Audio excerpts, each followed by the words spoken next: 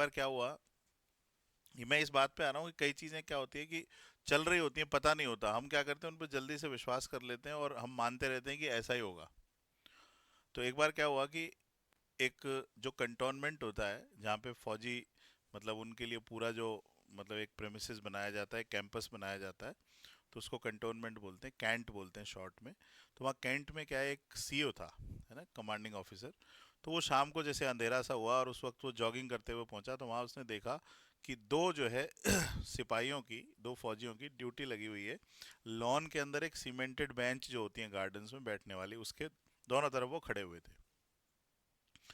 अब उसने देखा कि यार इतना अनयूजुअल टाइम है और वहां पर जो है ये लोग क्यों खड़े हुए हैं, तो उसने कहा यार आप लोगों की ड्यूटी किसने लगाई यहाँ। तो साहब पता नहीं, ड्यूटी हमारी जो है पिछले 2 महीने से लग रही है। तो अब वो, जब वो जो 2 IC होता है, सेकंड इंचार्ज, उसके पास पहुंचे कि भाई ये बताओ कि यार वह दो लोगों की उस लॉन में सीमेंटेड बेंच के पास ड्यूटी लगी रहती है, वो क्यों लगी हुई है। तो उसने कहा साहब मुझे नहीं पता, क्योंकि ये तो बहुत पहले से ड्यूटी लगी हुई है। तो बोले कि ये ड्यूटी, तो इसने क्या किया, उस सीओ ने उससे खुद से पहले जो सीईओ था उसको फोन किया कि साहब जब आप यहाँ पर सीईओ थे तो आपने देखा था कि आप ये ड्यूटी लगाई थी कि आपने दो लोगों की उस सीमेंटेड बेंच के पास।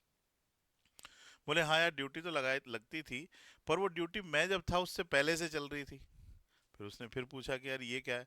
फिर ऐसे करते करते फाइनली वो उस जगह पहुंचे जहां पर वो, जब ये कैंटोनमेंट बनाया गया था और इस ये डेवलप हो रहा था, तो जो सबसे पुराने जो सीईओ थे, सबसे पहले सीईओ, तो उनसे किसी ने पूछा तो वो बहुत बूढ़े हो चुके थे अब तक। तो उनको उस नए वाले सीईओ ने, जिसने उन दो की ड्यूटी, संतरियों की ड्यूटी को नोट किया था या नोटिस किया था, तो उसने कहा कि भाई आप जो है ना, कि साहब आप जब यहाँ पे सीईओ थे तो वो जो एक ड्यूटी चल रही थी, वो ड्यूटी जो है ना, वो दो संतरियों की ड्यूटी, दो सिपाहियों की ड्यूटी उस बेंच के पास लगी हुई थी। सर वो क्यों लगाई थी। तो वो सीओ जो है ना, बड़े बूढ़े से, वो बड़े चकराते हुए बोले, ओ अरे यार अब तक उस बेंच का पेंट नहीं सूखा। मतलब ये कि वो उस बेंच पर कोई बैठ ना जाए, कपड़े गंदे ना हो जाएं, इसलिए कुछ घंटों के लिए, कि पेंट सूखने तक वो ड्यूटी लगाई थी और वो ड्यूटी चलती रही। तो पुरानी वेबसाइट, मतलब पिछले साल का जो नोटिफिकेशन आया था ऑल इंडिया सेंट्रल, ये एंट्रेंस एग्जाम, सैनिक स्कूल एंट्रेंस एग्जामिनेशन का, तो उसमें क्या है, 19 तारीख डेट में लगा दी थी।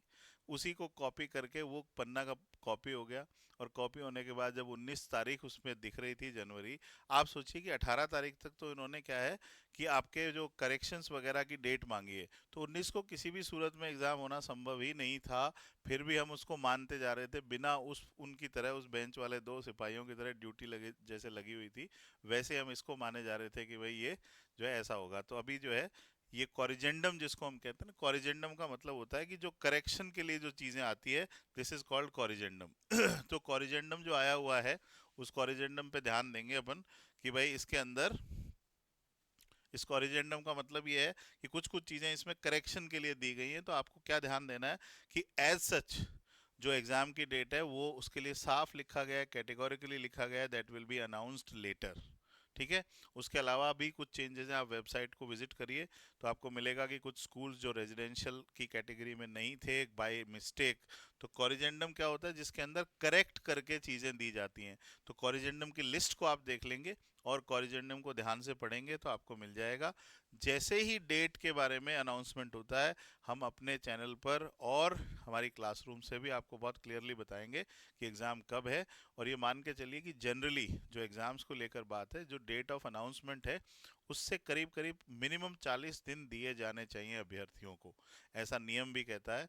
पर तो 40 दिन का मतलब मान के चलते हैं कि आपका ये एग्जाम कहीं जाकर मिड फरवरी से पहले नहीं होना चाहिए,